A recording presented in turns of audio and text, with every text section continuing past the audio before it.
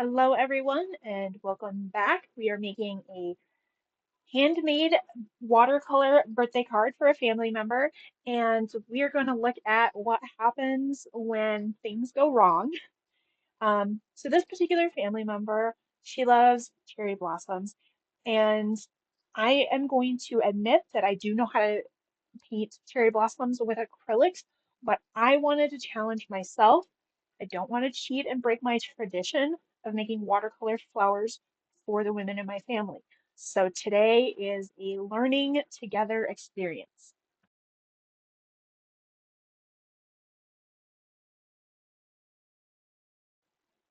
So one thing that I have picked up about watercolor paintings is that you're supposed to start with the lightest color first. So I am going to start with the flowers first. So if I was doing this in acrylic, I would start with the tree branch first, let it dry, and then put the watercolor or the acrylic petals on top.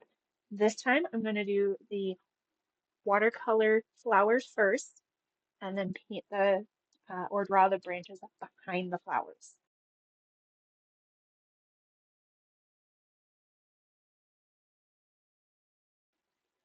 To get my cherry blossom pink, I'm adding a ton of water to my palette well, and then just a little bit of the pink. And I am playing it safe by using the palette to water down the color and going as light as possible to start, simply because I do want this card to turn out. And it's definitely a new technique for me. All of this is new for me. So I'm putting lots of water first and then adding in just a little bit of the pigment.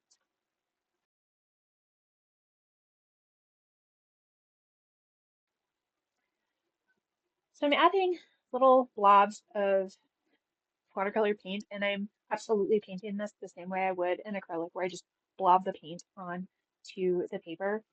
I did use a reference photo. I don't really need the reference photo because I've seen cherry blossoms in both Japan and Washington, D.C. So I don't really need to have that reference, but I do notice that a lot of cherry blossom trees are really well manicured.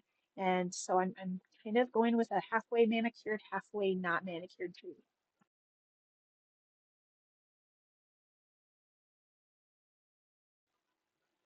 I am going to reiterate that this would be so much easier if I were painting with acrylic. I am not going to give in to temptation. This is skill development for me as a painter.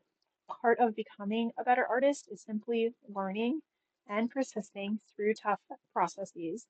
So if you can relate to that, love to hear about anything you're pushing through. Actually, it would have been easier if I would have just bought a card instead of or sent a text at this point. But the point of me doing these paintings and doing this channel, it's all about learning and growing and trying something new.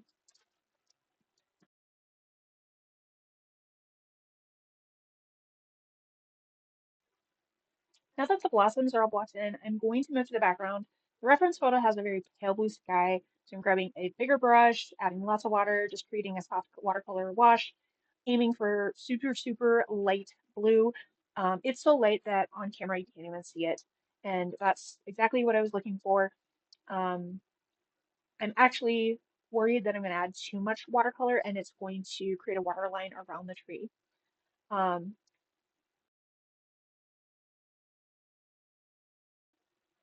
Next, I'm going to add that same soft blue underneath the blossoms and blend everything with lots and lots of water.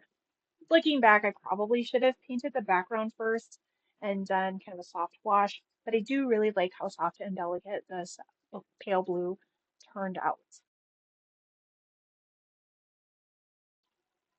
So next I'm adding a simple horizon line by eliminating one spot of the painting with water. So I have a dry white horizon and no water on it. For the grass, I'm wetting the paper first, lots of water, and then dropping the green pigment right to the paper. And that spreads out. At some point during this video, I stopped talking because I'm just really concentrating on getting the green pigment onto the paper.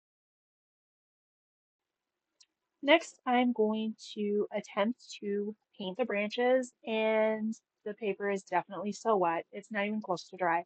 So I'm going to go up into the tree rather than getting the main trunk. So it's easier to do this with the main trunk first and then do the branches. So I'm just going to have to keep referencing back to where the trunk is supposed to be.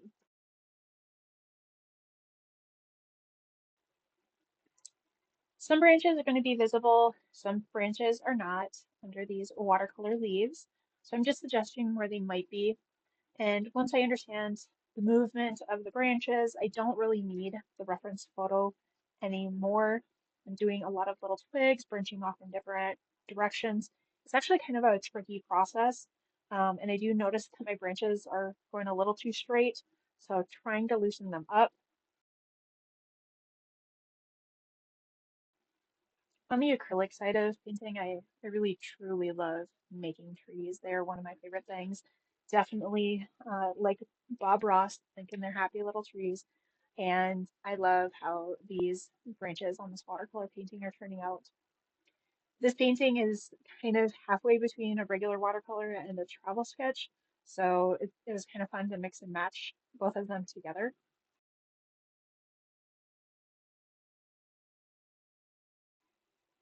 After checking to see if the paint is dry, I start thickening up the main trunk um, just because the blue is still showing through and that kind of watery mark was showing through. Um, and some of the branches, they don't necessarily, I think they could be a little bit darker. Not every branch needs to stand out, but a little bit of contrast helps out. And I'm using a brush marker to darken up the tree trunk. And as I start to do that with the tree branches, I decide that I like the brush marker a little bit better than the thin marker. Next, it's time to add the centers of the cherry blossoms. They have these, the flowers themselves are this very pale pink with a red dot in the middle. And so I'm going to just adding a little bit of water to my palette and getting just a really dark dot in the middle of those blossoms. I don't know if this is botanically correct. I'm pretty sure I saw cherry blossoms in real life. I'm pretty sure I've seen cherry blossoms on Mulan. But this is my first attempt at watercolor painting them, and I've only ever done impressionistic acrylic paintings of them. So, as with most of my paintings, I don't necessarily want everything to be perfect. It's just the idea of a cherry blossom for this person for their birthday. My final step was supposed to be adding just a little bit of brown to the tree trunk, but I got a little overzealous and I started trying to make it look more like a painting that I would do where everything kind of blends together and it's a little bit messy. Um, I actually liked it better than before I started messing with it. That is a classic art lesson. If you like it, you just walk away from the painting. Um, if you keep working, it usually makes it worse. And this is an example of me making it worse. So during the dry break, so I've got this messed up painting. One of my reference photos had a little wrought iron fence, and I thought that that would nicely hide kind of the mistakes that I made on this particular painting. So I'm gonna just let this dry and address their birthday card envelope while it's drying to give me the time that I need. So after a quick check, the painting is dry. On the edited video, I think it's only like 30-second dry time, but in real life, I think I waited 2 minutes. So not terribly long for a watercolor screw up. So my wrought iron fence turned out kind of like, it honestly reminded me of Mary Poppins. So way too many Disney references in this watercolor um, card. And for this particular person, I think she'll appreciate a lot of those Disney references. Happy birthday to my very special family member. I hope you enjoyed your cherry blossom painting for everybody else. If you enjoy watercolor tutorials, handmade birthday cards, floral paintings, or watching an artist make mistakes um, and figure out how to fix them, please don't forget to like and subscribe. Thank you so much for watching, and I will see you next week.